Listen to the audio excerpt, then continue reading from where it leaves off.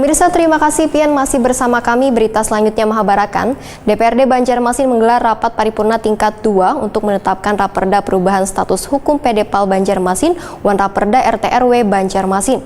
Pengesahan ini dilakukan unsur pimpinan DPRD Banjarmasin wan Wali Kota Banjarmasin, disaksikan anggota DPRD Banjarmasin wan Wakil Wali Kota Banjarmasin serta Ketua atau Perwakilan SKPD.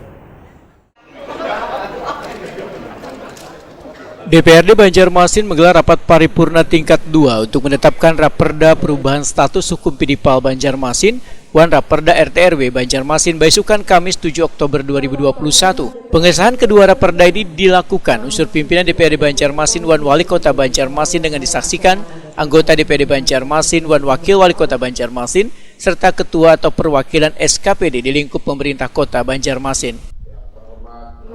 Penandatanganan berita acara persetujuan bersama penetapan peraturan daerah Kota Banjarmasin yang pertama tentang perusahaan umum daerah pengelola air limbah domestik.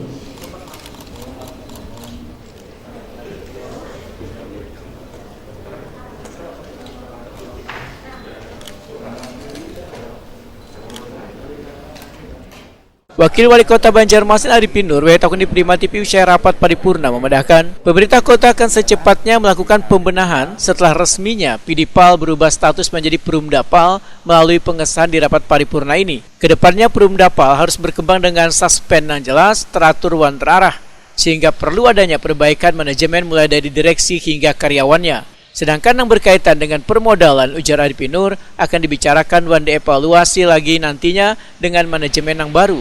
Tentunya modal yang baru dikucurkan harus sesuai dengan teknis.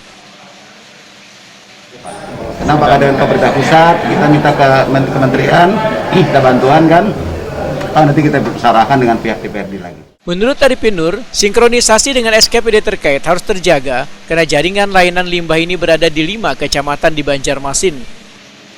Ada beberapa ya, kita kerja kami dengan PUPR ya kan, dengan bidang ekonomi, dan dengan lurah, dengan camat itu semua ada sinkronisasi. Karena jaringan kita berada di semua di kawasan masyarakat Pak. Ya, jadi semua insya Allah akan kita sinkronisasikan dengan semua stakeholder dan pemangku kepentingan semuanya. Oke.